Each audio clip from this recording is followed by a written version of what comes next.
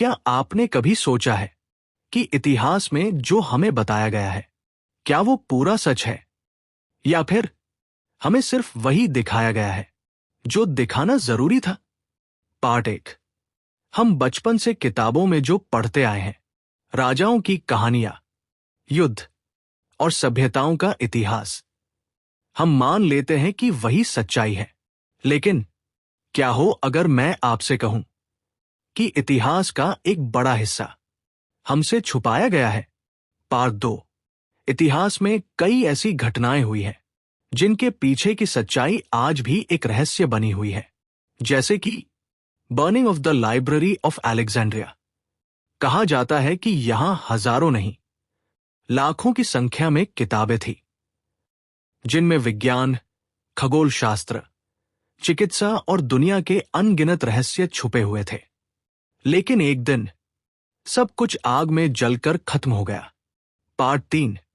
अब सवाल ये उठता है, क्या ये सिर्फ एक हादसा था, या फिर किसी ने जानबूझकर उस ज्ञान को मिटा दिया?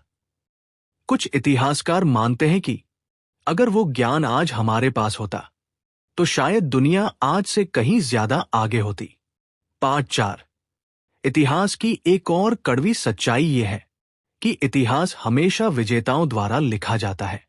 जो जीतता है वही अपनी कहानी दुनिया को सुनाता है, और जो हार जाता है उसकी कहानी धीरे धीरे समय के साथ गायब हो जाती है। पार्ट 5। इसका मतलब यह है कि जो हम पढ़ते हैं वो पूरी सच्चाई नहीं, बल्कि उसका सिर्फ एक हिस्सा है। असली सच्चाई शायद कहीं छुपी हुई है, पुरानी किताबों में, खोई हुई सभ्यताओं में, या फिर उन रहस्यों में जिन्हें कभी उजागर ही नहीं किया गया। पार्ट 6। और शायद कुछ सच्चाइयां ऐसी भी हैं जिन्हें जानने के लिए दुनिया अभी तैयार ही नहीं है। एंड। तो अगली बार जब आप इतिहास पढ़ें तो सिर्फ उसे मानिए मत, बल्कि सवाल पूछिए, क्योंकि सच हमेशा वही नहीं होता जो हमें बताया जाता है। क्या आप सच जानने के लिए तैयार हो?